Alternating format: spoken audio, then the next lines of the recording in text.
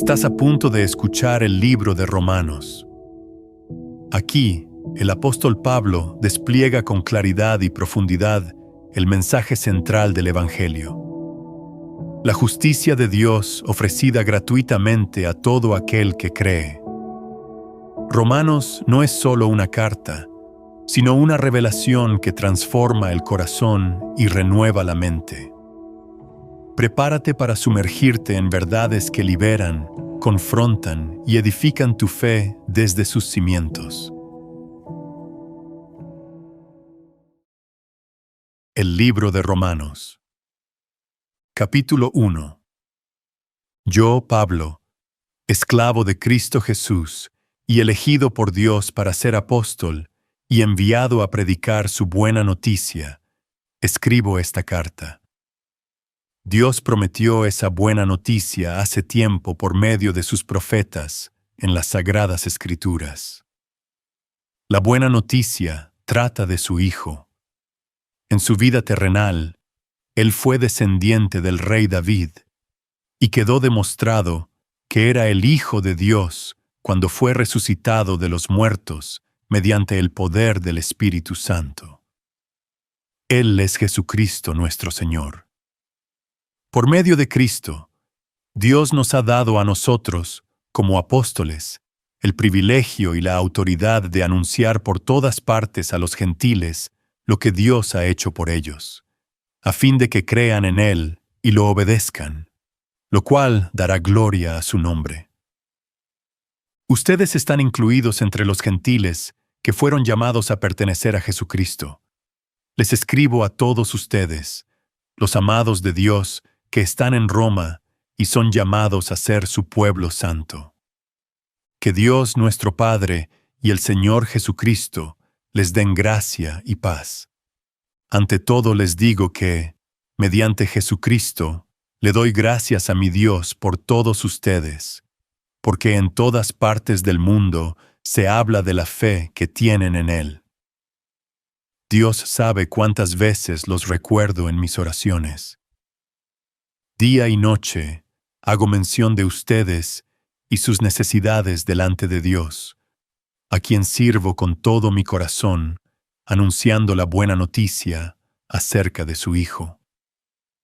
Algo que siempre pido en oración es que, Dios mediante, se presente la oportunidad de ir por fin a verlos, pues tengo muchos deseos de visitarlos para llevarles algún don espiritual que los ayude a crecer firmes en el Señor.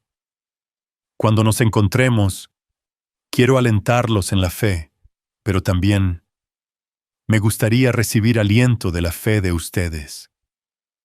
Quiero que sepan, amados hermanos, que me propuse muchas veces ir a visitarlos, pero, hasta el momento, me vi impedido. Mi deseo es trabajar entre ustedes y ver frutos espirituales, tal como he visto entre otros gentiles. Pues siento una gran obligación tanto con los habitantes del mundo civilizado como con los del resto del mundo, con los instruidos y los incultos por igual. Así que estoy ansioso por visitarlos también a ustedes, que están en Roma, para predicarles la buena noticia. Pues no me avergüenzo de la buena noticia acerca de Cristo, porque es poder de Dios en acción para salvar a todos los que creen, a los judíos primero y también a los gentiles. Esa buena noticia nos revela cómo Dios nos hace justos ante sus ojos, lo cual se logra del principio al fin por medio de la fe. Como dicen las Escrituras, es por medio de la fe que el justo tiene vida. Pero Dios muestra su ira desde el cielo contra todos los que son pecadores y perversos, que detienen la verdad con su perversión. Ellos conocen la verdad acerca de Dios, porque Él se la ha hecho evidente. Pues, desde la creación del mundo, todos han visto los cielos y la tierra. Por medio de todo lo que Dios hizo, ellos pueden ver a simple vista las cualidades invisibles de Dios, su poder eterno y su naturaleza divina. Así que no tienen ninguna excusa para no conocer a Dios. Es cierto, ellos conocieron a Dios, pero no quisieron adorarlo como Dios ni darle gracias. En cambio, comenzaron a inventar ideas necias sobre Dios. Como resultado, la mente les quedó en oscuridad y confusión. Afirmaban ser sabios, pero se convirtieron en completos necios. Y, en lugar de adorar al Dios inmortal y glorioso, rindieron culto a ídolos que ellos mismos se hicieron con forma de simples mortales, de aves, de animales de 4 patas y de reptiles. Entonces Dios los abandonó para que hicieran todas las cosas vergonzosas que deseaban en su corazón. Como resultado, usaron sus cuerpos para hacerse cosas viles y degradantes entre sí. Cambiaron la verdad acerca de Dios por una mentira, y así rindieron culto y sirvieron a las cosas que Dios creó, pero no al Creador mismo, quien es digno de eterna alabanza. Amén. Por esa razón, Dios los abandonó a sus pasiones vergonzosas. Aún las mujeres se rebelaron contra la forma natural de tener relaciones sexuales y, en cambio, dieron rienda suelta al sexo unas con otras. Los hombres, por su parte, en lugar de tener relaciones sexuales normales con la mujer, ardieron en pasiones unos con otros. Los hombres hicieron cosas vergonzosas con otros hombres y, como consecuencia de ese pecado, sufrieron dentro de sí el castigo que merecían. Por pensar que era una tontería reconocer a Dios, Él los abandonó a sus tontos razonamientos y dejó que hicieran cosas que jamás deberían hacerse. Se llenaron de toda clase de perversiones, pecados, avaricia, odio, envidia, homicidios, peleas, engaños, conductas maliciosas y chismes. Son traidores, insolentes, arrogantes, fanfarrones y gente que odia a Dios. Inventan nuevas formas de pecar y desobedecen a sus padres. No quieren entrar en razón, no cumplen lo que prometen, son crueles y no tienen compasión.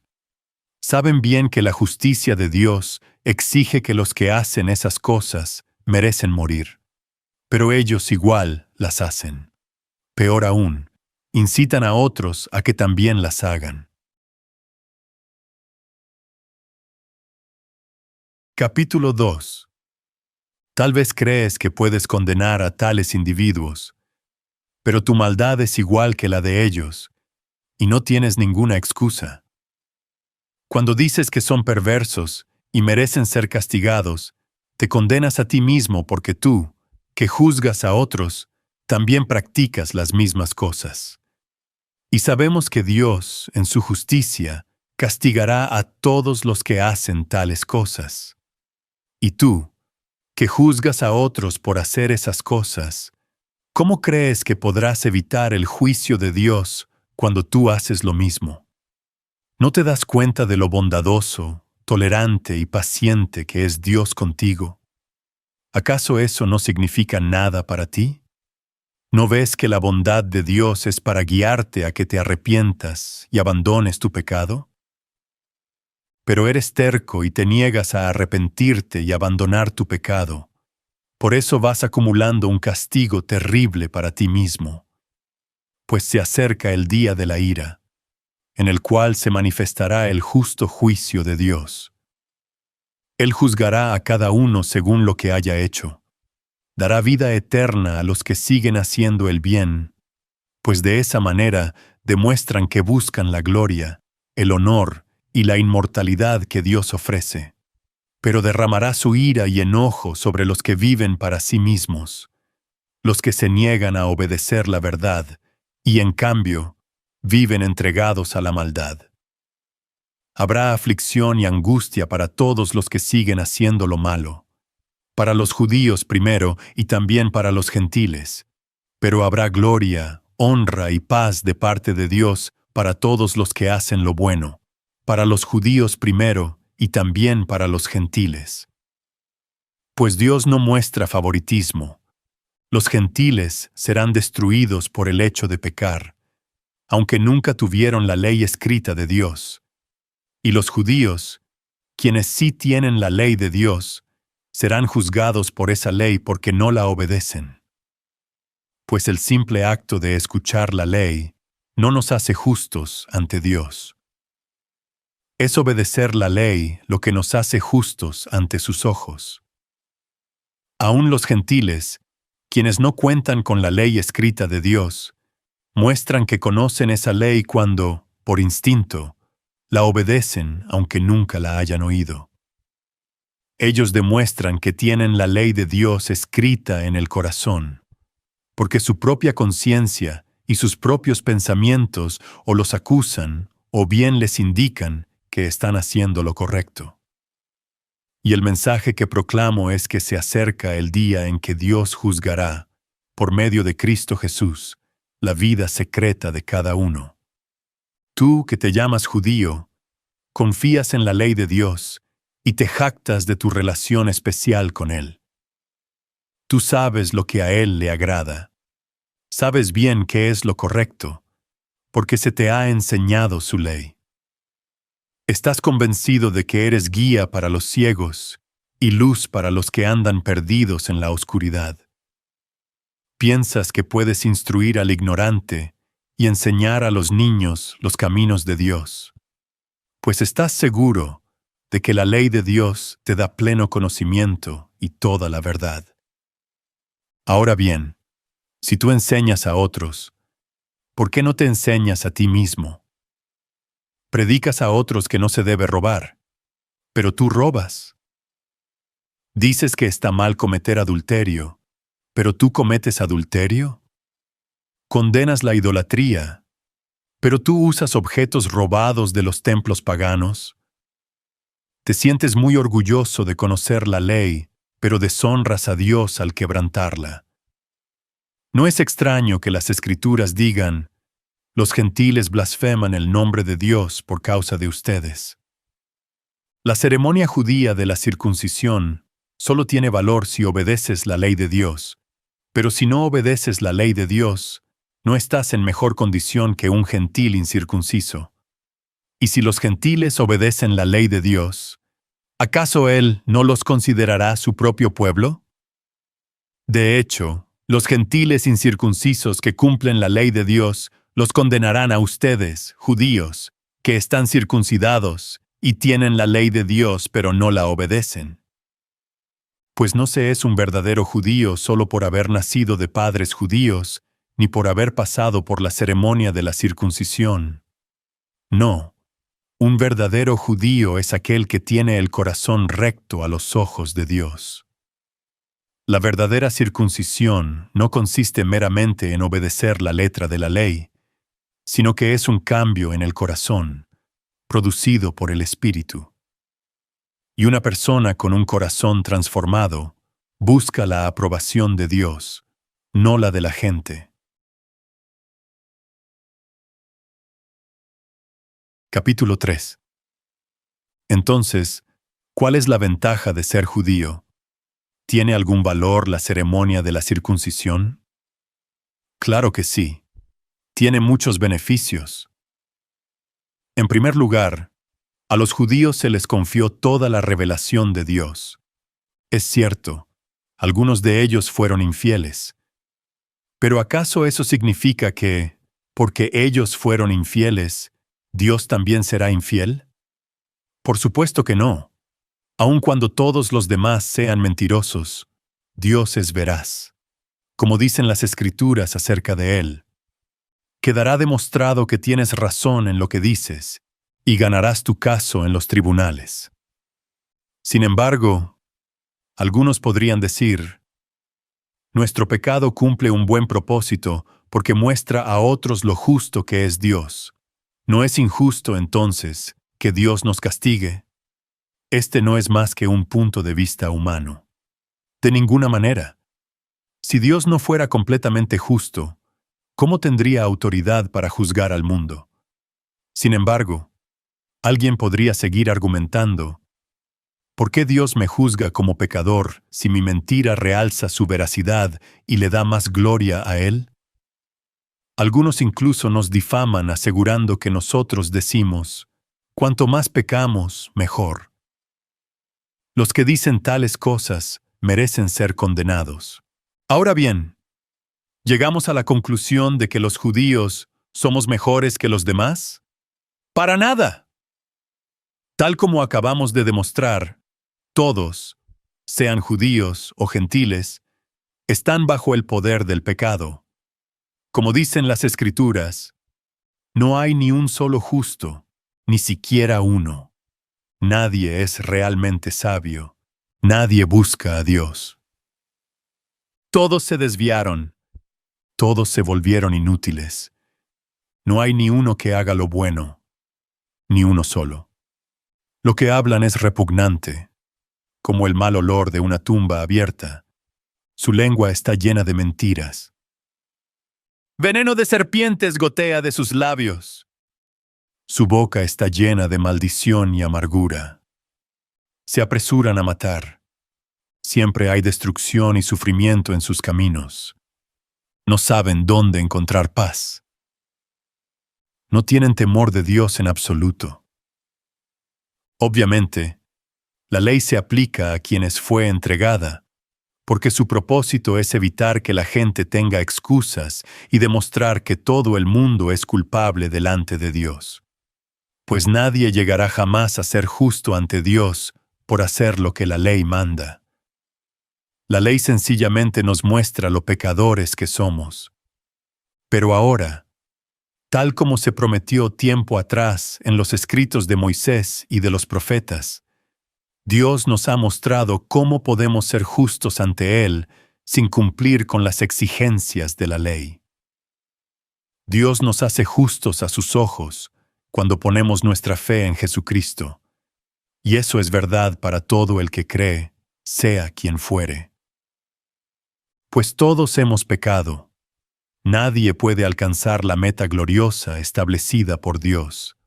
Sin embargo, en su gracia, Dios gratuitamente nos hace justos a sus ojos por medio de Cristo Jesús, quien nos liberó del castigo de nuestros pecados. Pues Dios ofreció a Jesús como el sacrificio por el pecado.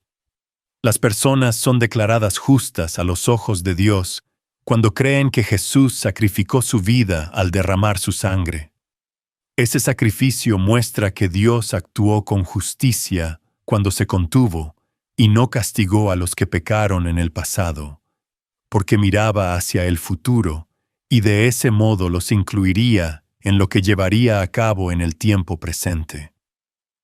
Dios hizo todo eso para demostrar su justicia, porque Él mismo es justo e imparcial, y a los pecadores los hace justos a sus ojos cuando creen en Jesús. ¿Podemos entonces jactarnos de haber hecho algo para que Dios nos acepte? No, porque nuestra libertad de culpa y cargo no se basa en la obediencia a la ley, está basada en la fe. Así que somos hechos justos a los ojos de Dios por medio de la fe y no por obedecer la ley. Después de todo, ¿acaso Dios es solo el Dios de los judíos? ¿No es también el Dios de los gentiles? Claro que sí. Hay solo un Dios, y Él hace justas a las personas, tanto a los judíos como a los gentiles, únicamente por medio de la fe. Entonces, si hacemos énfasis en la fe, ¿eso significa que podemos olvidarnos de la ley? Por supuesto que no. De hecho, solo cuando tenemos fe cumplimos verdaderamente la ley. Capítulo 4. Humanamente hablando, Abraham fue el fundador de nuestra nación judía. ¿Qué descubrió él acerca de llegar a ser justo ante Dios? Que si sus buenas acciones le hubieran servido para que Dios lo aceptara, habría tenido de qué jactarse, pero esa no era la forma de actuar de Dios. Pues las Escrituras nos dicen, Abraham le creyó a Dios, y Dios lo consideró justo debido a su fe. Cuando la gente trabaja, el salario que recibe no es un regalo, sino algo que se ha ganado. Pero la gente no es considerada justa por sus acciones, sino por su fe en Dios, quien perdona a los pecadores. David también habló de lo mismo cuando describió la felicidad de los que son declarados justos, sin hacer esfuerzos para lograrlo. ¡Oh, qué alegría para aquellos a quienes se les perdona la desobediencia, a quienes se les cubren los pecados! Sí, qué alegría para aquellos a quienes el Señor les borró el pecado de su cuenta.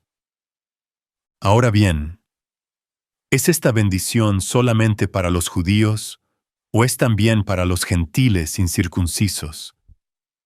Como venimos diciendo, Dios consideró a Abraham justo debido a su fe. Pero ¿cómo sucedió esto? ¿Se le consideró justo solo después de ser circuncidado o fue antes? Es evidente que Dios aceptó a Abraham antes de que fuera circuncidado. La circuncisión era una señal de que Abraham ya tenía fe y de que Dios ya lo había aceptado y declarado justo aún antes de que fuera circuncidado.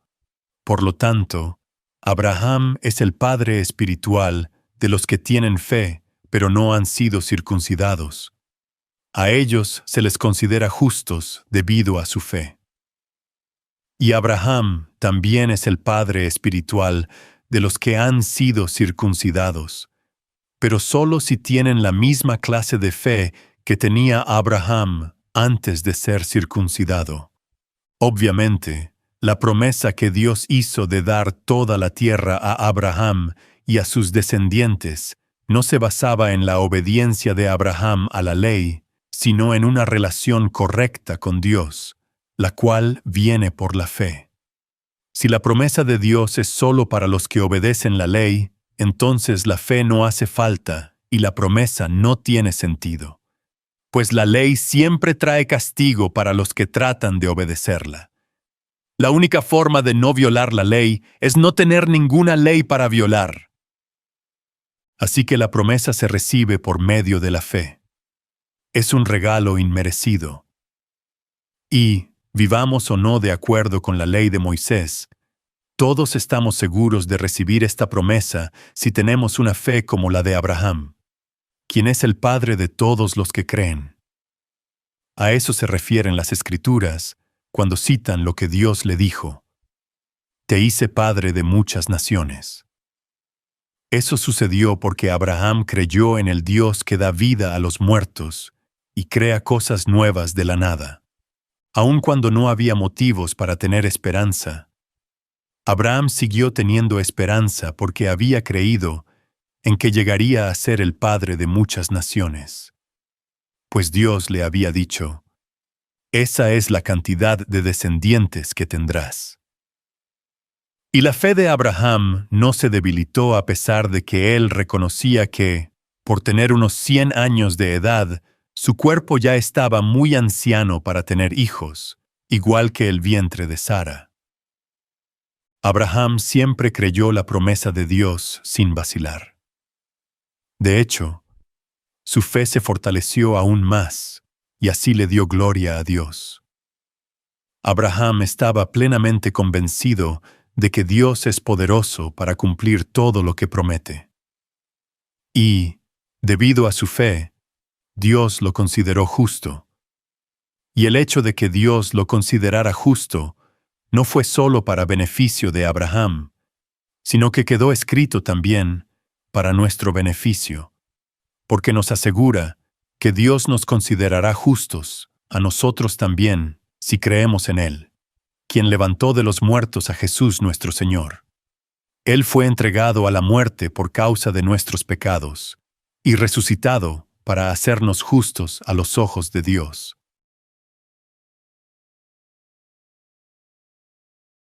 Capítulo 5. Por lo tanto, ya que fuimos hechos justos a los ojos de Dios por medio de la fe, tenemos paz con Dios gracias a lo que Jesucristo nuestro Señor hizo por nosotros.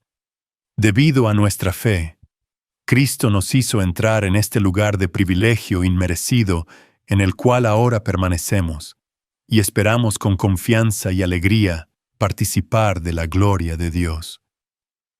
También nos alegramos al enfrentar pruebas y dificultades, porque sabemos que nos ayudan a desarrollar resistencia. Y la resistencia desarrolla firmeza de carácter, y el carácter fortalece nuestra esperanza segura de salvación. Y esa esperanza no acabará en desilusión, pues sabemos con cuánta ternura nos ama Dios, porque nos ha dado el Espíritu Santo para llenar nuestro corazón con su amor. Cuando éramos totalmente incapaces de salvarnos, Cristo vino en el momento preciso y murió por nosotros, pecadores. Ahora bien, casi nadie se ofrecería a morir por una persona honrada, aunque tal vez alguien podría estar dispuesto a dar su vida por una persona extraordinariamente buena. Pero Dios mostró el gran amor que nos tiene al enviar a Cristo a morir por nosotros cuando todavía éramos pecadores. Entonces, ya que hemos sido hechos justos a los ojos de Dios por la sangre de Cristo, con toda seguridad Él nos salvará de la condenación de Dios. Pues, como nuestra amistad con Dios quedó restablecida por la muerte de su Hijo cuando todavía éramos sus enemigos, con toda seguridad seremos salvos por la vida de su Hijo. Así que ahora podemos alegrarnos por nuestra nueva y maravillosa relación con Dios, gracias a que nuestro Señor Jesucristo nos hizo amigos de Dios. Cuando Adán pecó, el pecado entró en el mundo. El pecado de Adán introdujo la muerte, de modo que la muerte se extendió a todos, porque todos pecaron. Es cierto, la gente ya pecaba aún antes de que se entregara la ley, pero no se le tomaba en cuenta como pecado, porque todavía no existía ninguna ley para violar. Sin embargo, desde los tiempos de Adán hasta los de Moisés, todos murieron, incluso los que no desobedecieron un mandamiento explícito de Dios, como lo hizo Adán. Ahora bien, Adán es un símbolo, una representación de Cristo, quien aún tenía que venir. Pero hay una gran diferencia entre el pecado de Adán y el regalo del favor inmerecido de Dios. Pues el pecado de un solo hombre, Adán, trajo muerte a muchos. Pero aún más grande es la gracia maravillosa de Dios y el regalo de su perdón para muchos, por medio de otro hombre, Jesucristo. Y el resultado del regalo, del favor inmerecido de Dios, es muy diferente de la consecuencia del pecado de ese primer hombre. Pues el pecado de Adán llevó a la condenación, pero el regalo de Dios nos lleva a ser hechos justos a los ojos de Dios, a pesar de que somos culpables de muchos pecados. Pues el pecado de un solo hombre, Adán, hizo que la muerte reinara sobre muchos. Pero aún más grande es la gracia maravillosa de Dios y el regalo de su justicia, porque todos los que lo reciben vivirán en victoria sobre el pecado y la muerte por medio de un solo hombre, Jesucristo. Así es, un solo pecado de Adán trae condenación para todos, pero un solo acto de justicia de Cristo trae una relación correcta con Dios y vida nueva para todos. Por uno solo que desobedeció a Dios, muchos pasaron a ser pecadores.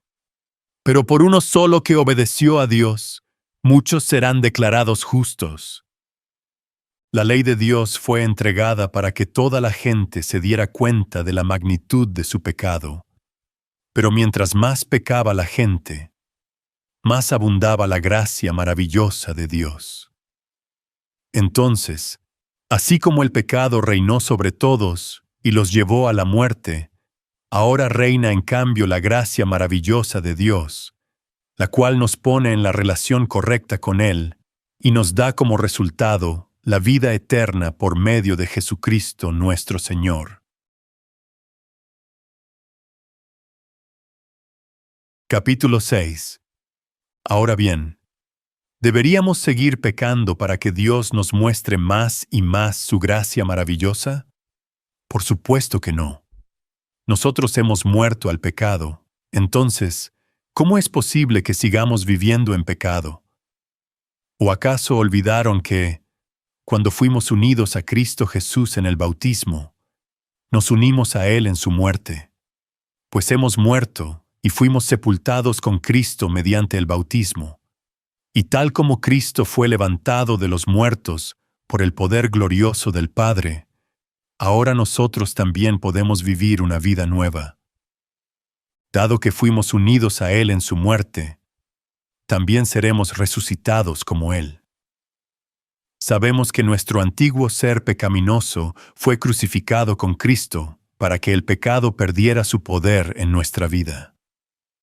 Ya no somos esclavos del pecado, pues, cuando morimos con Cristo, fuimos liberados del poder del pecado, y dado que morimos con Cristo, sabemos que también viviremos con Él.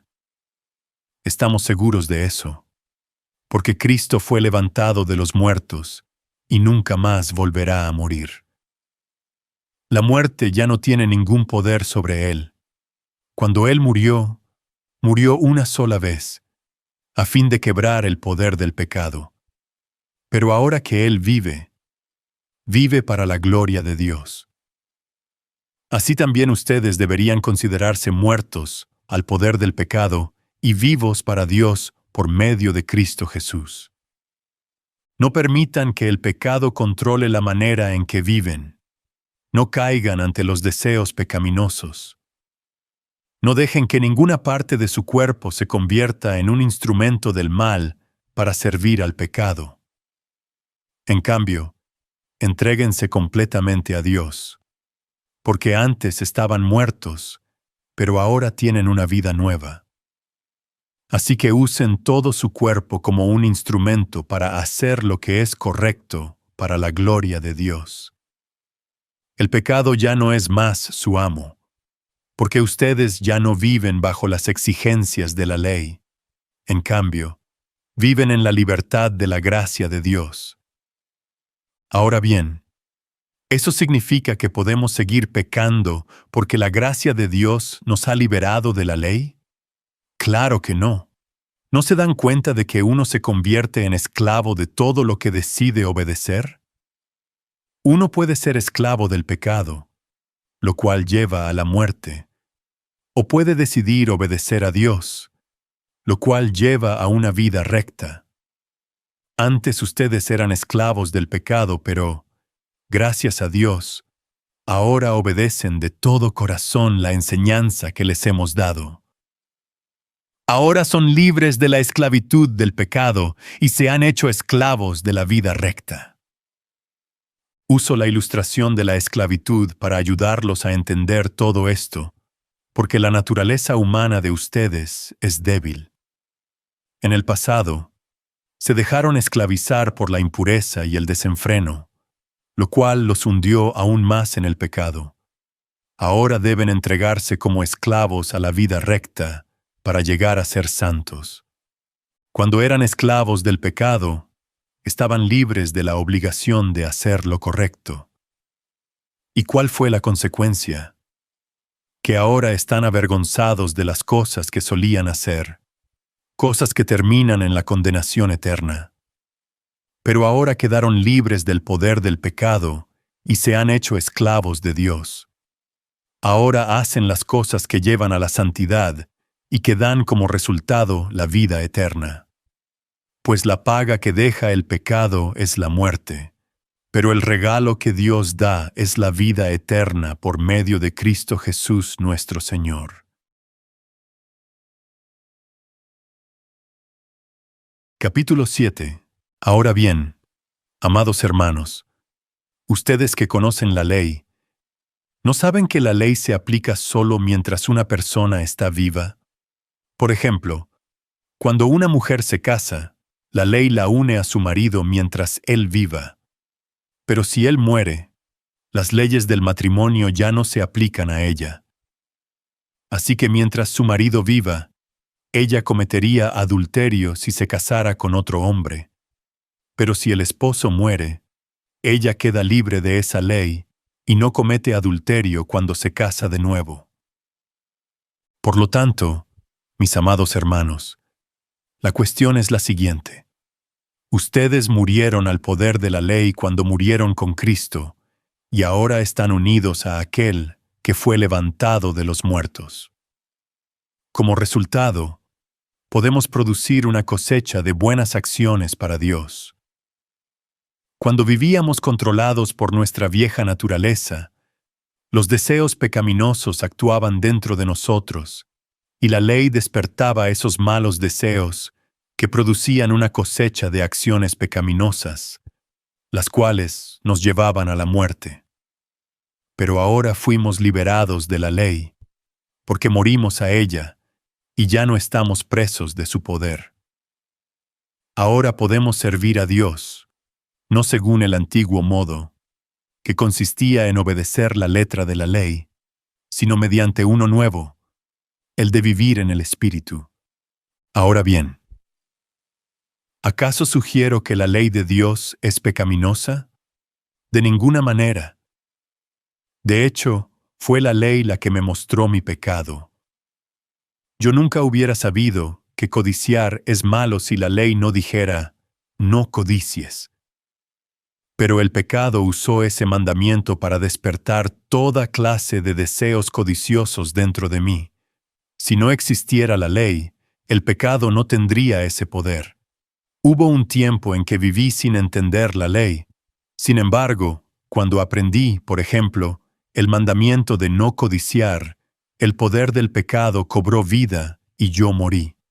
Entonces me di cuenta de que los mandatos de la ley, que supuestamente traían vida, trajeron, en cambio, muerte espiritual. El pecado se aprovechó de esos mandatos y me engañó. Usó los mandatos para matarme. Sin embargo, la ley en sí misma es santa, y sus mandatos son santos, rectos y buenos. Pero ¿cómo puede ser? ¿Acaso la ley, que es buena, provocó mi muerte? Por supuesto que no. El pecado usó lo que era bueno a fin de lograr mi condena de muerte. Por eso, podemos ver qué terrible es el pecado. Se vale de los buenos mandatos de Dios para lograr sus propios fines malvados. Por lo tanto, el problema no es con la ley, porque la ley es buena y espiritual. El problema está en mí, porque soy demasiado humano, un esclavo del pecado. Realmente no me entiendo a mí mismo, porque quiero hacer lo que es correcto, pero no lo hago. En cambio, hago lo que odio. Pero si yo sé que lo que hago está mal, eso demuestra que estoy de acuerdo con que la ley es buena. Entonces no soy yo el que hace lo que está mal, sino el pecado que vive en mí. Yo sé que en mí, es decir, en mi naturaleza pecaminosa no existe nada bueno. Quiero hacer lo que es correcto, pero no puedo. Quiero hacer lo que es bueno, pero no lo hago.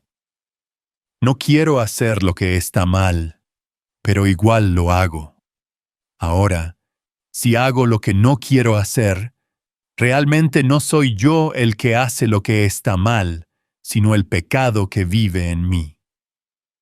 He descubierto el siguiente principio de vida: que cuando quiero hacer lo que es correcto, no puedo evitar hacer lo que está mal.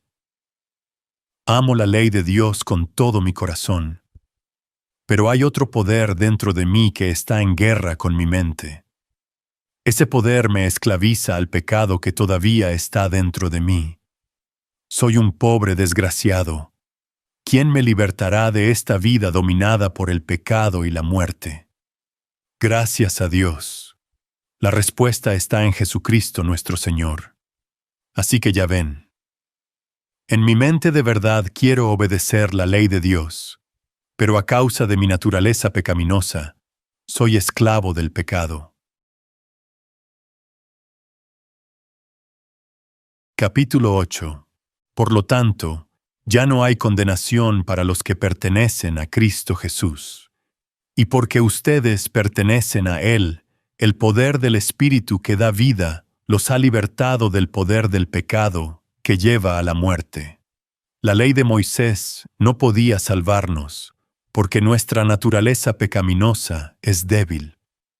Así que Dios hizo lo que la ley no podía hacer. Él envió a su propio Hijo en un cuerpo como el que nosotros los pecadores tenemos, y en ese cuerpo, mediante la entrega de su Hijo como sacrificio por nuestros pecados, Dios declaró el fin del dominio que el pecado tenía sobre nosotros. Lo hizo para que se cumpliera totalmente la exigencia justa de la ley a favor de nosotros, que ya no seguimos a nuestra naturaleza pecaminosa, sino que seguimos al Espíritu. Los que están dominados por la naturaleza pecaminosa piensan en cosas pecaminosas, pero los que son controlados por el Espíritu Santo piensan en las cosas que agradan al Espíritu. Por lo tanto, permitir que la naturaleza pecaminosa les controle la mente lleva a la muerte.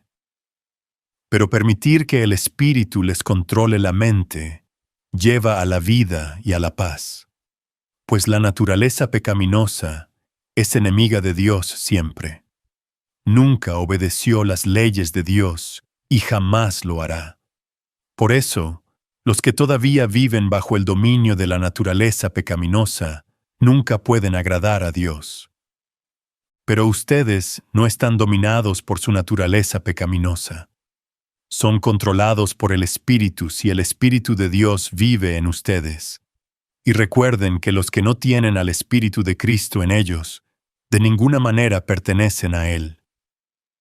Y Cristo vive en ustedes. Entonces, aunque el cuerpo morirá por causa del pecado, el Espíritu les da vida, porque ustedes ya fueron hechos justos a los ojos de Dios.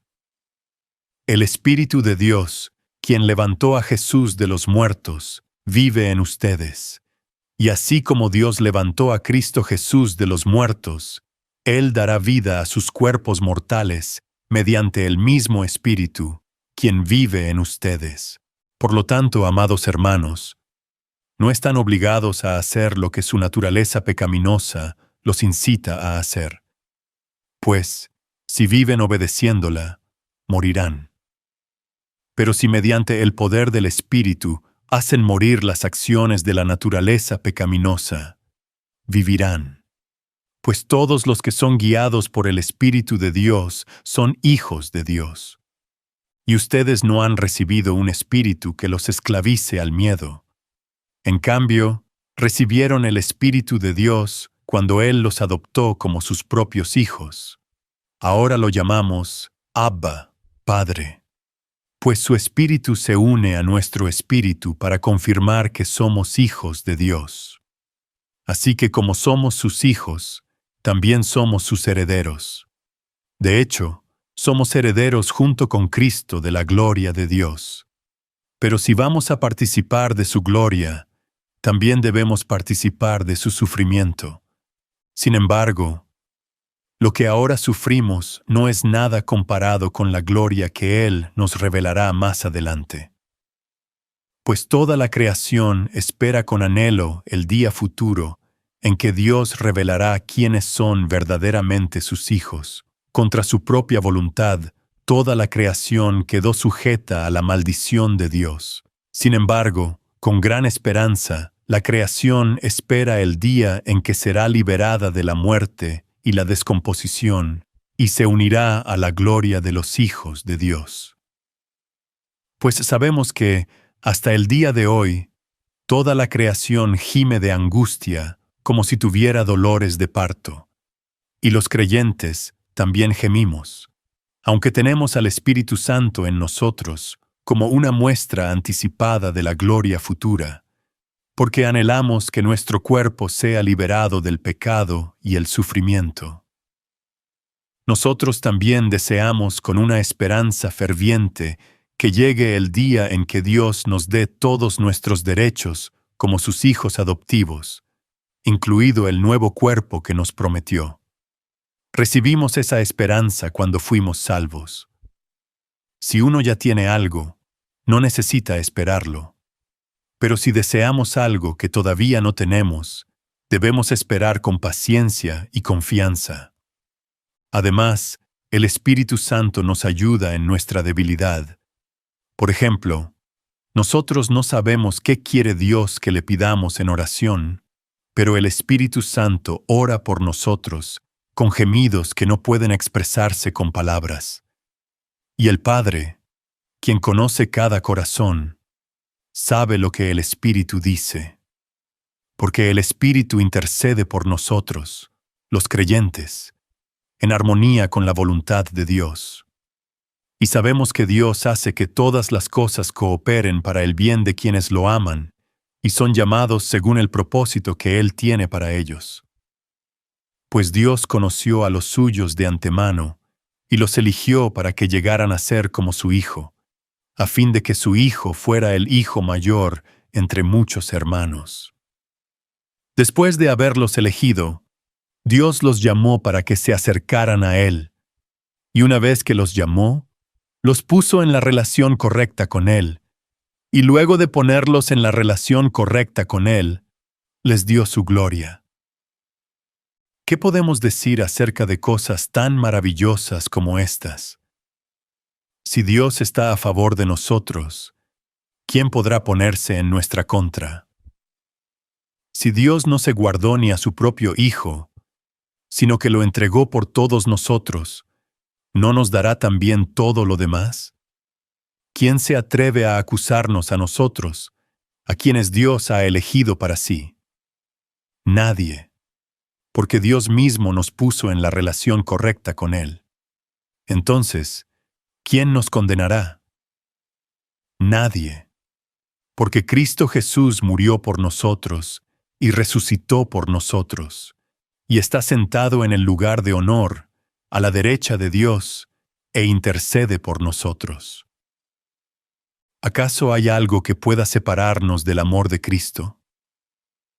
¿Será que Él ya no nos ama si tenemos problemas o aflicciones, si somos perseguidos, o pasamos hambre, o estamos en la miseria, o en peligro, o bajo amenaza de muerte? Como dicen las Escrituras, por tu causa nos matan cada día, nos tratan como a ovejas en el matadero. Claro que no. A pesar de todas estas cosas, nuestra victoria es absoluta por medio de Cristo, quien nos amó, y estoy convencido de que nada podrá jamás separarnos del amor de Dios, ni la muerte, ni la vida, ni ángeles, ni demonios, ni nuestros temores de hoy, ni nuestras preocupaciones de mañana. Ni siquiera los poderes del infierno pueden separarnos del amor de Dios. Ningún poder en las alturas ni en las profundidades.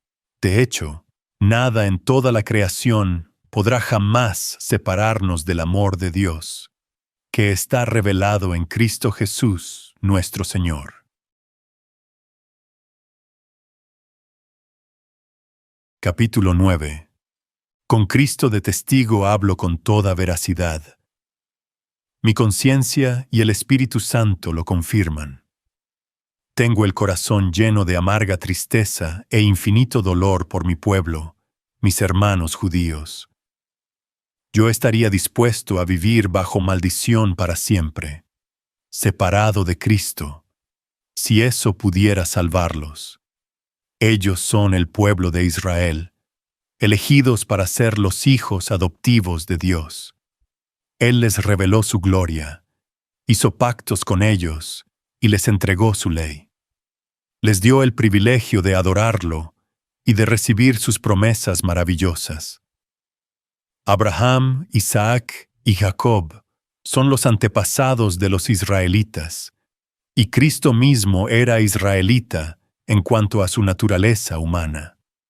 Y Él es Dios, el que reina sobre todas las cosas, y es digno de eterna alabanza.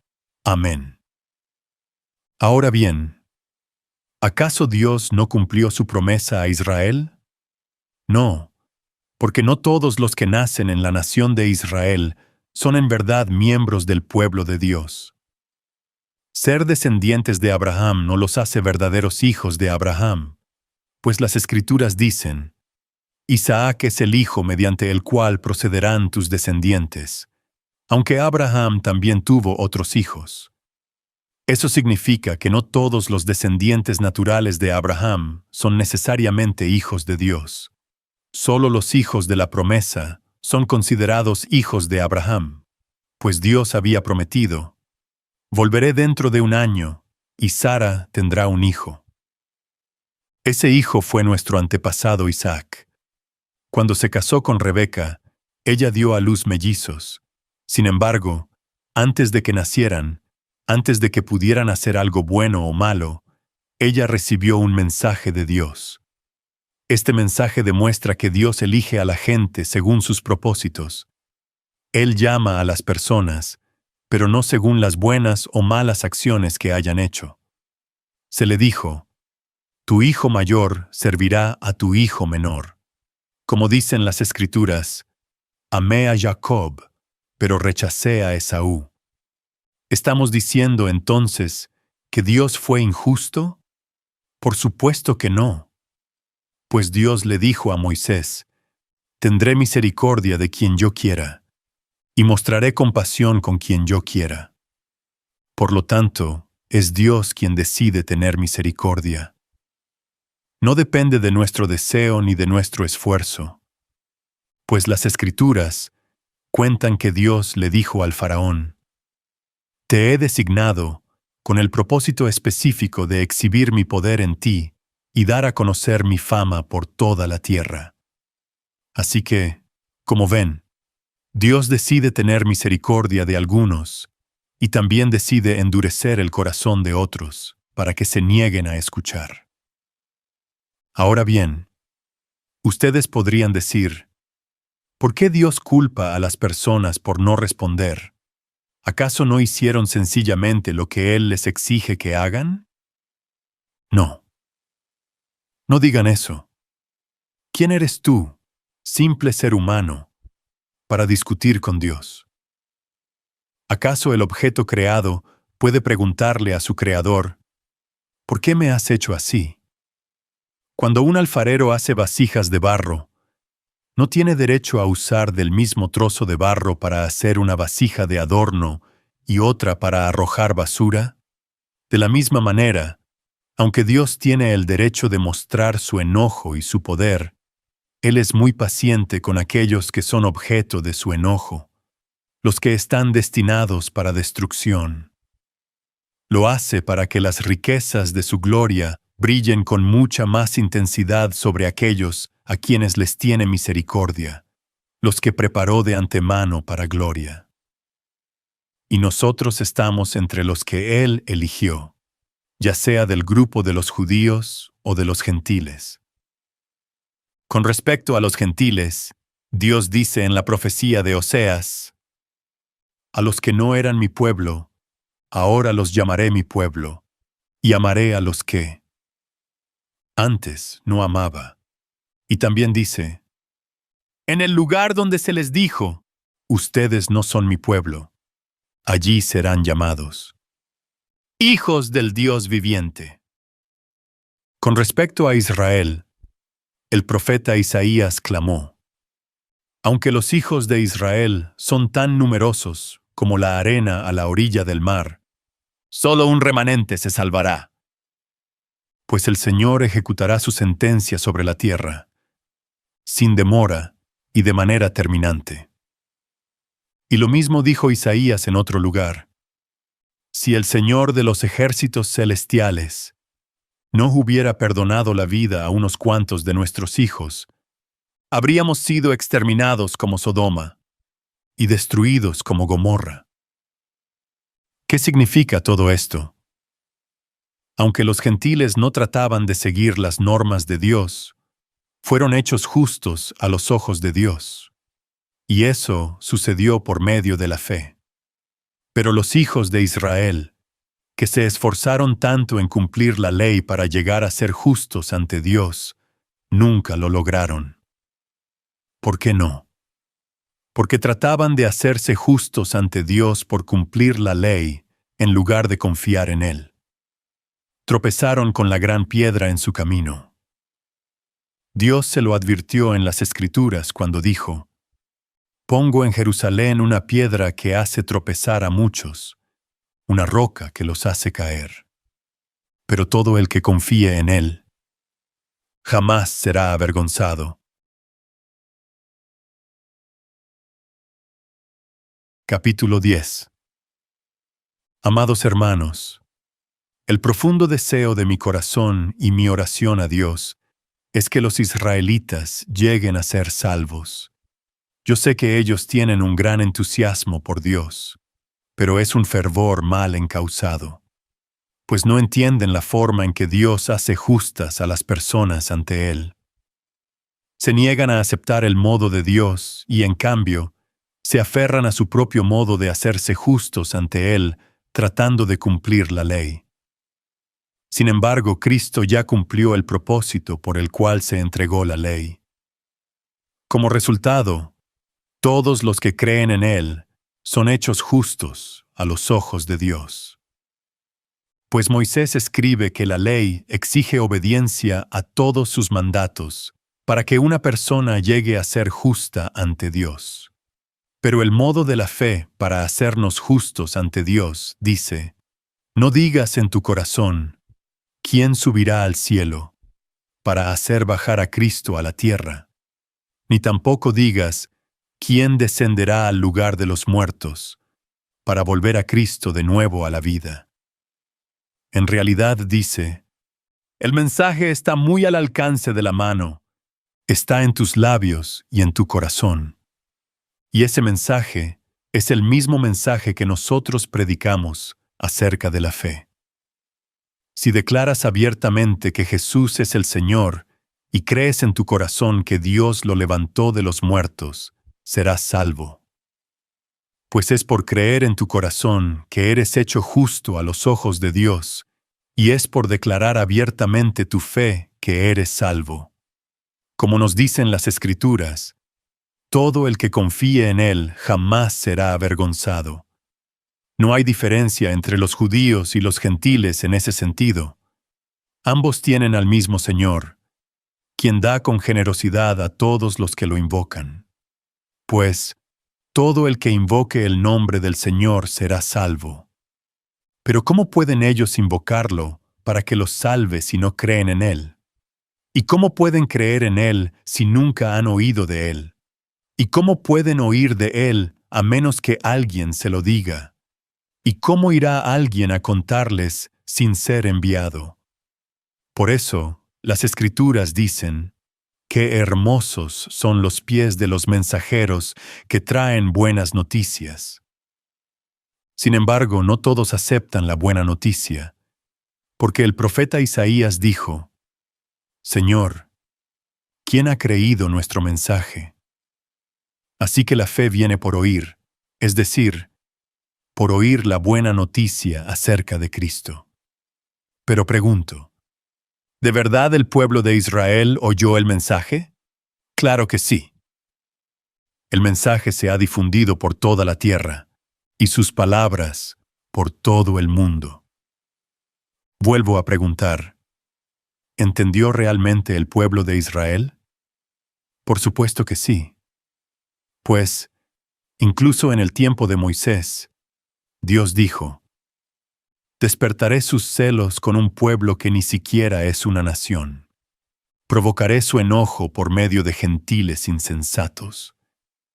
Luego Isaías habló audazmente de parte de Dios y dijo: me encontraron personas que no me buscaban. Me mostré a los que no preguntaban por mí. Pero, con respecto a Israel, Dios dijo: todo el día les abrí mis brazos, pero ellos fueron desobedientes y rebeldes. Capítulo 11. Entonces pregunto, ¿acaso Dios ha rechazado a su propio pueblo, la nación de Israel? Por supuesto que no. Yo mismo soy israelita, descendiente de Abraham y miembro de la tribu de Benjamín. No, Dios no ha rechazado a su propio pueblo, al cual eligió desde el principio. ¿Se dan cuenta de lo que dicen las Escrituras sobre el tema? El profeta Elías se quejó del pueblo de Israel ante Dios y dijo: Señor, han matado a tus profetas y derribaron tus altares. Yo soy el único que queda con vida, y ahora me buscan para matarme a mí también. ¿Y recuerdan la respuesta de Dios?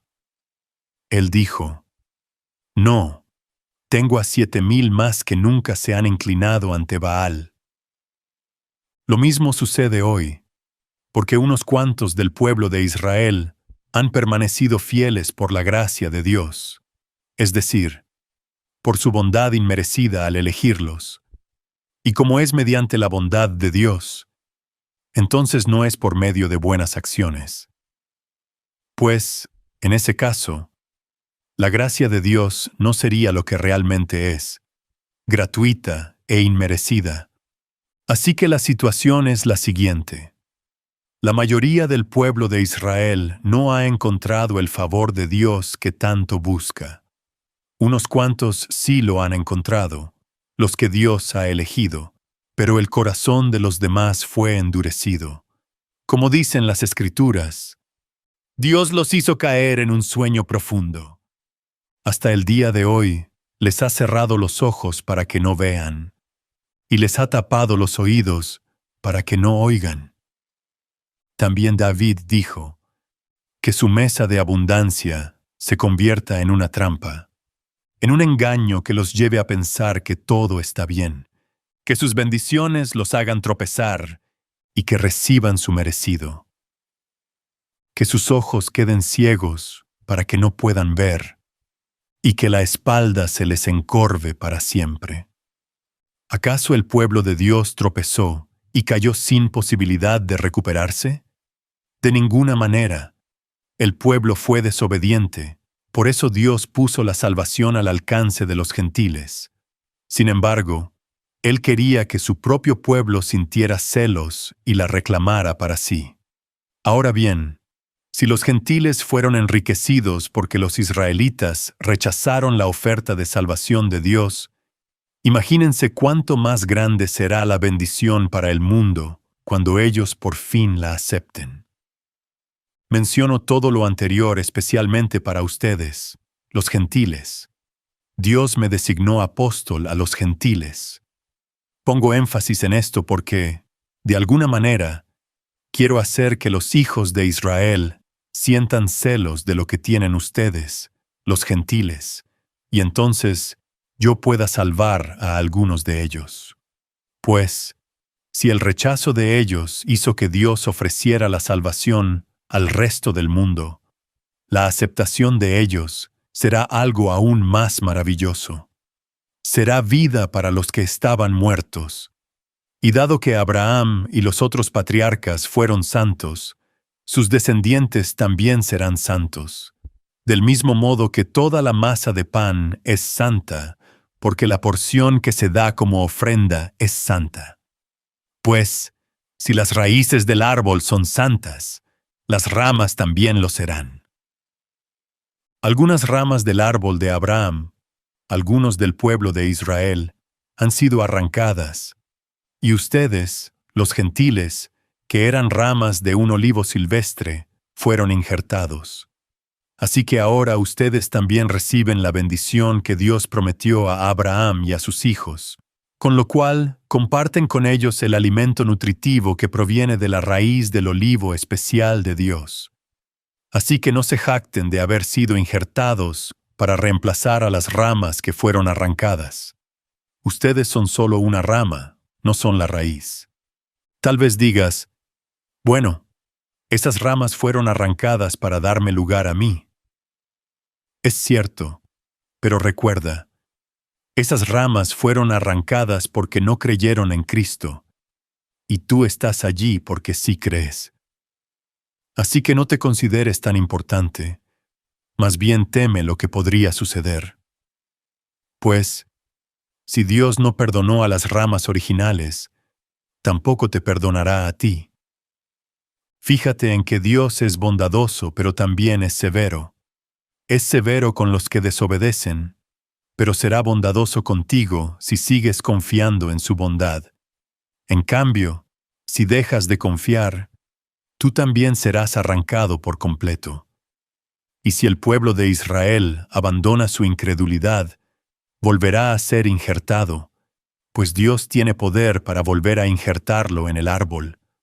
Tú, por naturaleza, eras una rama cortada de un olivo silvestre. Por lo tanto, si Dios estuvo dispuesto a ir en contra de la naturaleza al injertarte en un árbol cultivado, Él estará mucho más dispuesto a injertar las ramas originales en el árbol al que pertenecen. Mis amados hermanos, quiero que entiendan este misterio para que no se vuelvan orgullosos de ustedes mismos.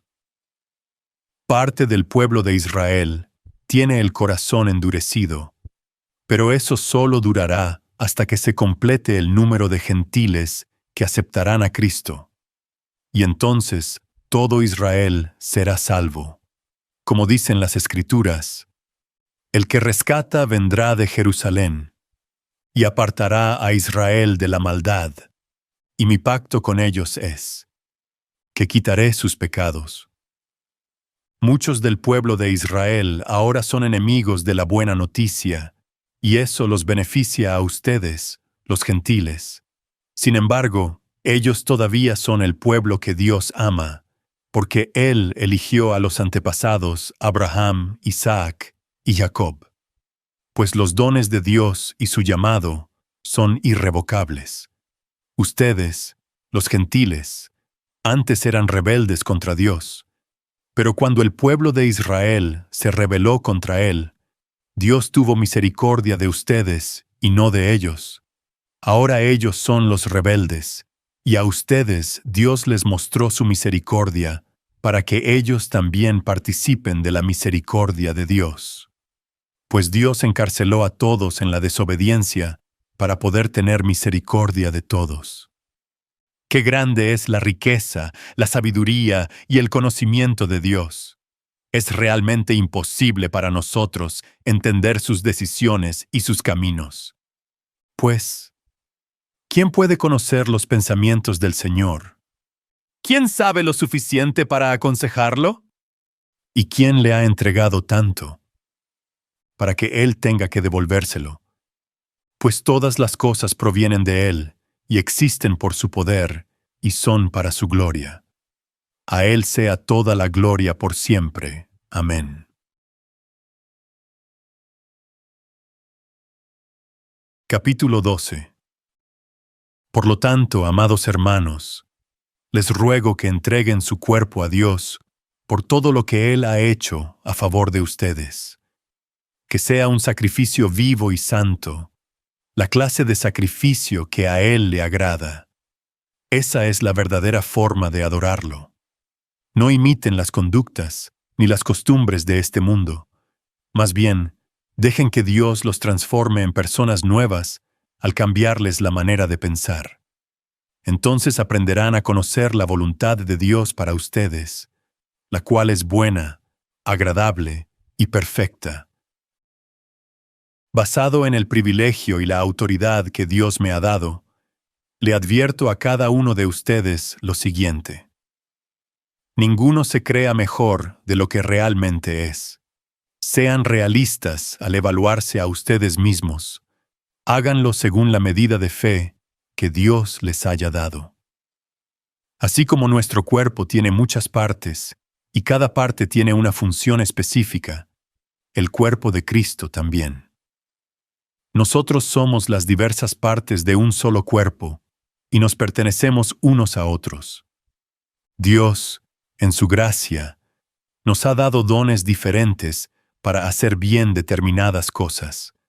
Por lo tanto, si Dios te dio la capacidad de profetizar, habla con toda la fe que Dios te haya concedido. Si tu don es servir a otros, sírvelos bien. Si eres maestro, enseña bien. Si tu don consiste en animar a otros, anímalos. Si tu don es dar, hazlo con generosidad. Si Dios te ha dado la capacidad de liderar, toma la responsabilidad en serio. Y si tienes el don de mostrar bondad a otros, hazlo con gusto. No finjan amar a los demás, ámenlos de verdad, aborrezcan lo malo, aférrense a lo bueno, ámense unos a otros con un afecto genuino y deleítense al honrarse mutuamente. No sean nunca perezosos, más bien trabajen con esmero y sirvan al Señor con entusiasmo. Alégrense por la esperanza segura que tenemos. Tengan paciencia en las dificultades y sigan orando. Estén listos para ayudar a los hijos de Dios cuando pasen necesidad. Estén siempre dispuestos a brindar hospitalidad. Bendigan a quienes los persiguen. No los maldigan, sino pídanle a Dios en oración que los bendiga. Alégrense con los que están alegres y lloren con los que lloran. Vivan en armonía unos con otros. No sean tan orgullosos como para no disfrutar de la compañía de la gente común. Y no piensen que lo saben todo. Nunca devuelvan a nadie mal por mal. Compórtense de tal manera que todo el mundo vea que ustedes son personas honradas. Hagan todo lo posible por vivir en paz con todos. Queridos amigos, nunca tomen venganza. Dejen que se encargue la justa ira de Dios. Pues dicen las Escrituras: yo tomaré venganza, yo les pagaré lo que se merecen, dice el Señor.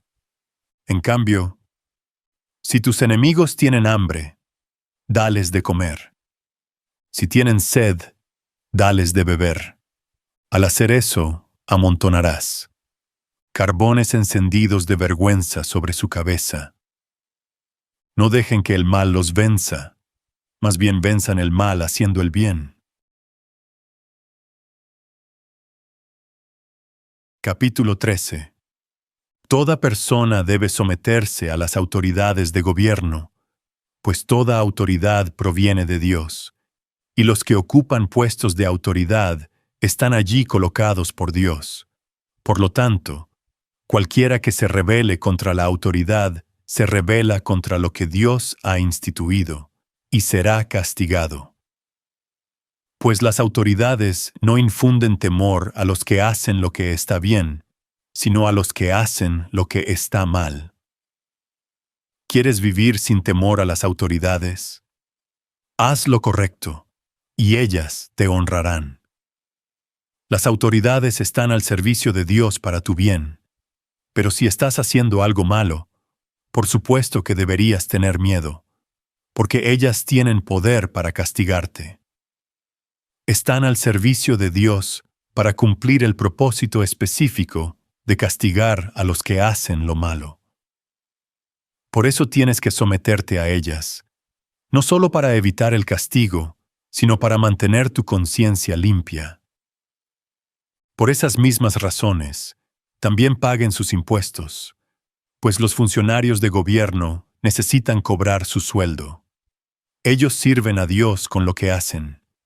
Ustedes den a cada uno lo que le deben. Paguen los impuestos y demás aranceles a quien corresponda. Y den respeto y honra a los que están en autoridad. No deban nada a nadie, excepto el deber de amarse unos a otros. Si aman a su prójimo, cumplen con las exigencias de la ley de Dios. Pues los mandamientos dicen: no cometas adulterio, no cometas asesinato, no robes, no codicies.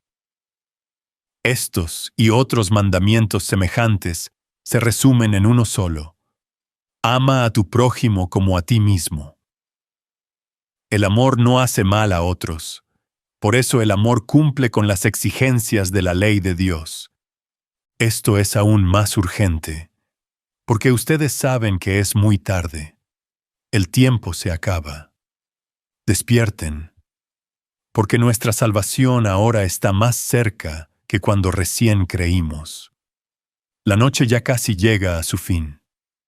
El día de la salvación amanecerá pronto.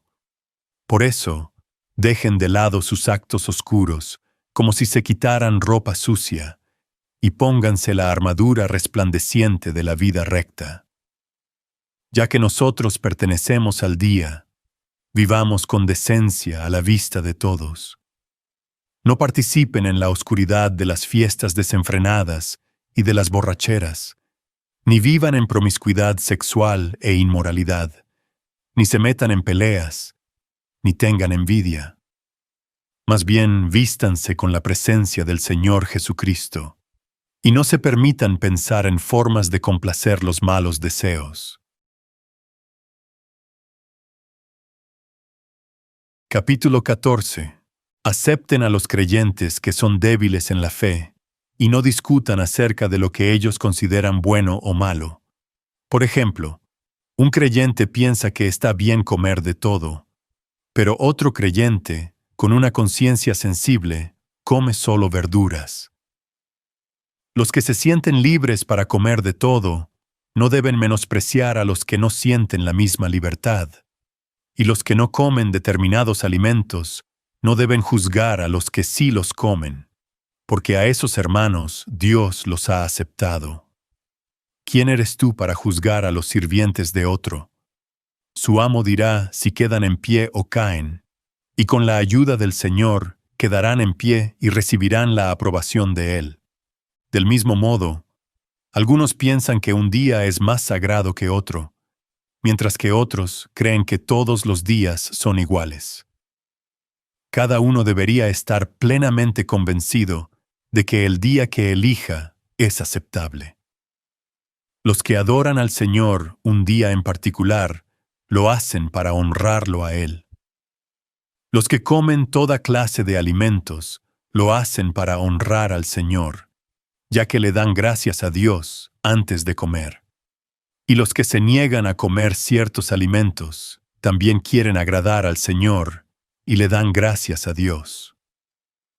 Pues no vivimos para nosotros mismos, ni morimos para nosotros mismos. Si vivimos, es para honrar al Señor, y si morimos, es para honrar al Señor. Entonces, tanto si vivimos como si morimos, pertenecemos al Señor. Cristo murió y resucitó con este propósito: ser Señor de los vivos y de los muertos. ¿Por qué entonces juzgas a otro creyente? ¿Por qué menosprecias a otro creyente? Recuerda que todos estaremos delante del tribunal de Dios. Pues dicen las Escrituras: tan cierto como que yo vivo, dice el Señor, toda rodilla se doblará ante mí, y toda lengua declarará lealtad a Dios. Es cierto, cada uno de nosotros tendrá que responder por sí mismo ante Dios. Así que dejemos de juzgarnos unos a otros. Por el contrario, propónganse vivir de tal manera que no causen tropiezo ni caída a otro creyente. Yo sé, y estoy convencido por la autoridad del Señor Jesús, que ningún alimento en sí mismo está mal. Pero si alguien piensa que está mal comerlo, entonces, para esa persona, está mal. Si otro creyente se angustia por lo que tú comes, entonces no actúas con amor si lo comes. No permitas que lo que tú comes destruya a alguien por quien Cristo murió. Entonces no serás criticado por hacer algo que tú crees que es bueno. Pues el reino de Dios no se trata de lo que comemos o bebemos, sino de llevar una vida de bondad, paz y alegría en el Espíritu Santo. Si tú sirves a Cristo con esa actitud, agradarás a Dios y también tendrás la aprobación de los demás. Por lo tanto, procuremos que haya armonía en la iglesia y tratemos de edificarnos unos a otros. No destruyas la obra de Dios a causa de lo que comes. Recuerda que todos los alimentos están permitidos. Lo malo es comer algo que haga tropezar a otro. Es mejor no comer carne ni beber vino, ni hacer ninguna otra cosa que pudiera causar que otro creyente tropiece. Tal vez crees que no hay nada malo en lo que haces, pero manténlo entre tú y Dios. Benditos son los que no se sienten culpables por hacer algo que han decidido que es correcto. Pero si tienes dudas acerca de si debes o no comer algo en particular, entonces ese es pecado comerlo, pues no eres fiel a tus convicciones. Si haces algo que crees que está mal, pecas. Capítulo 15. Los que somos fuertes debemos tener consideración de los que son sensibles a este tipo de cosas. No debemos agradarnos solamente a nosotros mismos. Deberíamos ayudar a otros a hacer lo que es correcto y edificarlos en el Señor.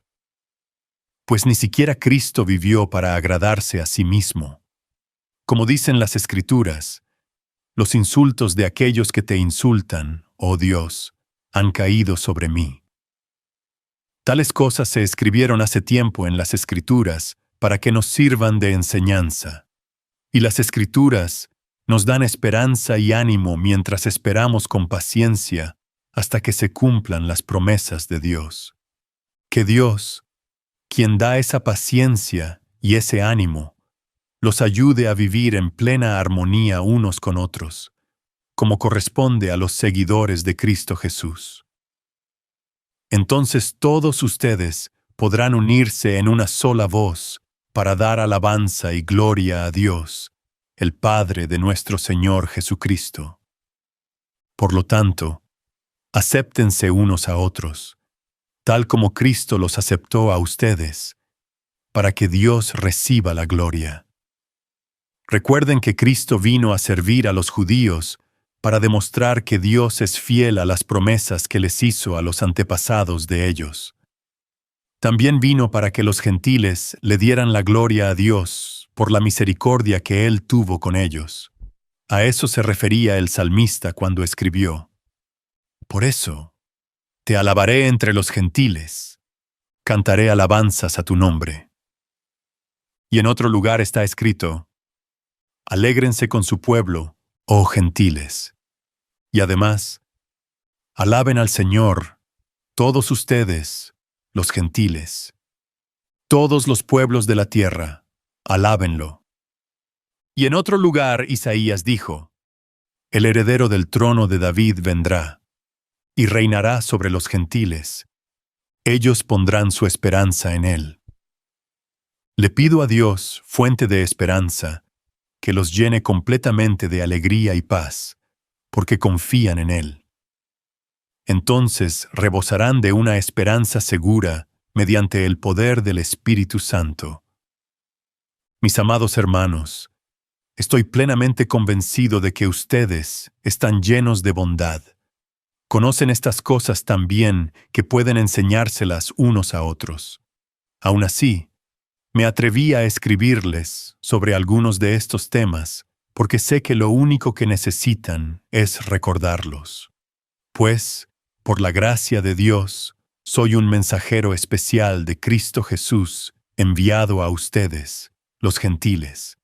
Les transmito la buena noticia para presentarlos como una ofrenda aceptable a Dios, hecha santa por el Espíritu Santo. Así que tengo razón de estar entusiasmado por todo lo que Cristo Jesús ha hecho por medio de mí al servir a Dios. Sin embargo, no me atrevo a jactarme de nada, salvo de lo que Cristo ha hecho por medio de mí al llevar a los gentiles a Dios a través de mi mensaje y de la manera en que he trabajado entre ellos. Los gentiles se convencieron por el poder de señales milagrosas y maravillas, y por el poder del Espíritu de Dios. De esa manera, presenté con toda plenitud la buena noticia de Cristo desde Jerusalén hasta llegar a la región del Ilírico. Mi gran aspiración siempre ha sido predicar la buena noticia donde nunca antes se ha oído el nombre de Cristo, y no donde otro ya ha comenzado una iglesia. He seguido el plan que mencionan las Escrituras, donde dice: Los que nunca se enteraron de él verán, y los que nunca oyeron de él entenderán. De hecho, mi visita a ustedes se demoró tanto precisamente porque estuve predicando en esos lugares. Ahora que terminé mi trabajo en estas regiones, y después de todos estos largos años de espera, tengo muchos deseos de ir a verlos. Estoy pensando viajar a España. Cuando lo haga, me detendré en Roma, y luego de disfrutar de la compañía de ustedes por un breve tiempo, podrán ayudarme con lo necesario para mi viaje. Sin embargo, antes de visitarlos, debo ir a Jerusalén para llevar una ofrenda a los creyentes de allí. Pues, les cuento, los creyentes de Macedonia y Acaya con entusiasmo juntaron una ofrenda para los creyentes de Jerusalén, que son pobres. Lo hicieron con gusto, porque se sienten en deuda con ellos. Dado que los gentiles recibieron las bendiciones espirituales de la buena noticia por parte de los creyentes de Jerusalén, sienten que lo menos que pueden hacer por ellos a cambio es ayudarlos económicamente. En cuanto yo entregue ese dinero y termine esa buena acción de los gentiles, iré a visitarlos a ustedes de camino a España. Cuando vaya, estoy seguro de que Cristo bendecirá en abundancia el tiempo que pasemos juntos. Mis amados hermanos, les pido encarecidamente en el nombre de nuestro Señor Jesucristo que se unan a mi lucha orando a Dios por mí. Háganlo por el amor que me tienen, ese amor que el Espíritu Santo les ha dado.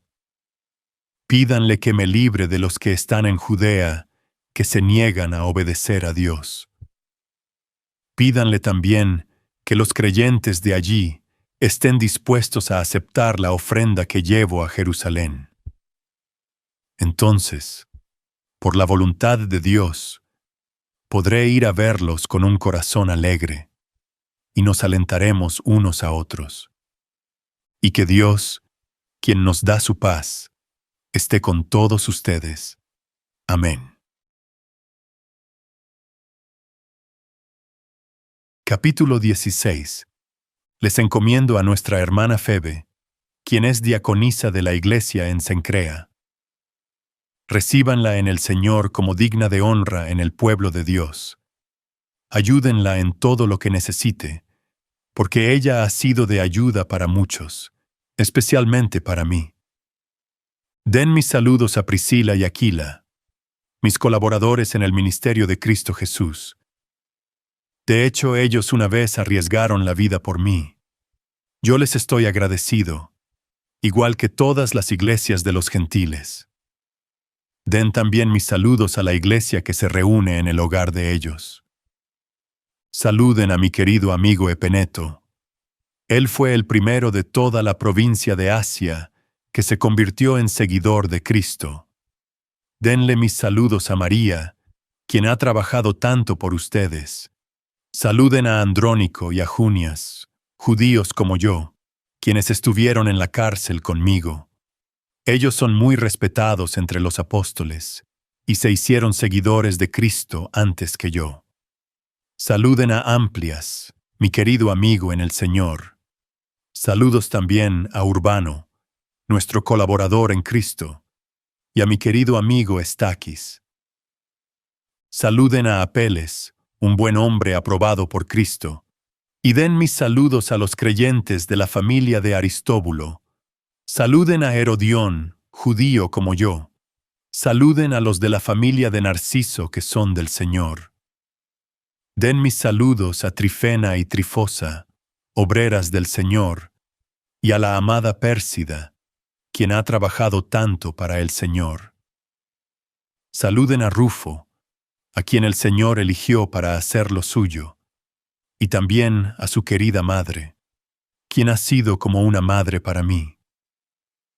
Den mis saludos a Asíncrito, Flegonte, Hermas, Patrobas, Hermes y a los hermanos que se reúnen con ellos. Saluden también a Filólogo, Julia, Nereo y su hermana, y a Olimpas, y a todos los creyentes que se reúnen con ellos. Salúdense unos a otros con un beso santo. Todas las iglesias de Cristo les envían saludos. Y ahora, mis amados hermanos, les pido algo más. Tengan cuidado con los que causan divisiones y trastornan la fe de los creyentes al enseñar cosas que van en contra de las que a ustedes se les enseñaron. Manténganse lejos de ellos. Tales personas no sirven a Cristo nuestro Señor, sirven a sus propios intereses. Con palabras suaves y halagos, engañan a la gente inocente. Pero todos saben que ustedes son obedientes al Señor. Eso me llena de alegría. Quiero que sean sabios para hacer lo que está bien y sigan siendo inocentes en cuanto a toda clase de mal. El Dios de paz pronto aplastará a Satanás bajo los pies de ustedes. Que la gracia de nuestro Señor Jesús sea con ustedes.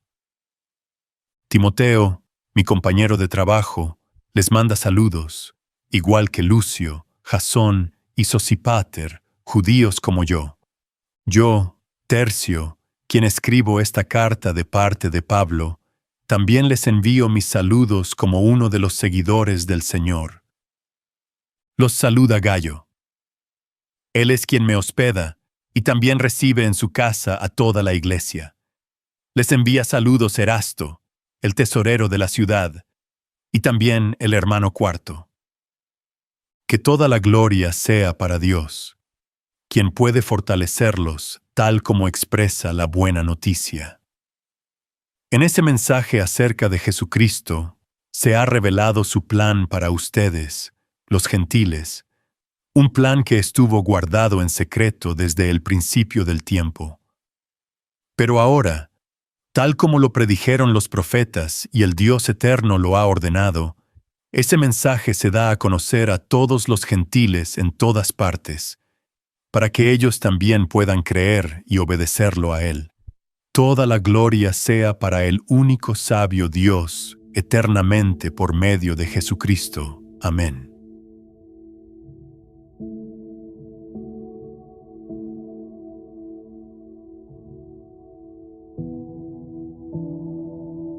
Tú has escuchado el libro de Romanos. Esta carta, considerada una de las obras más profundas del pensamiento cristiano, expone cómo Dios, en su amor perfecto, justifica al pecador por medio de la fe en Jesucristo.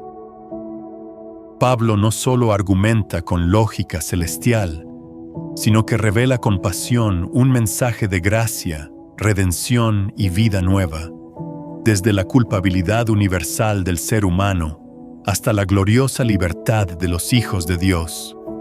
Cada capítulo es un llamado a entender el Evangelio en su totalidad. Romanos nos enseña que no hay justo, ni uno solo, pero que la justicia de Dios se ha manifestado aparte de la ley. Nos muestra que Abraham fue justificado por la fe, y que nosotros también somos herederos de esa promesa si creemos. Declara que nada puede separarnos del amor de Dios y que todas las cosas cooperan para el bien de los que le aman. Más que doctrina, esta carta es fuego en el alma. Nos invita a no conformarnos al mundo, sino a renovar nuestra mente, a vivir como sacrificios vivos y a reflejar el carácter de Cristo en la práctica diaria. Romanos termina recordándonos que el Evangelio no es solo para ser entendido, sino para ser vivido y compartido. Si esta carta transformó tu manera de ver a Dios y tu caminar con Él, suscríbete al canal para continuar creciendo en la palabra. Y comparte este video con quienes necesitan entender que la salvación es por gracia y la vida cristiana una respuesta de amor.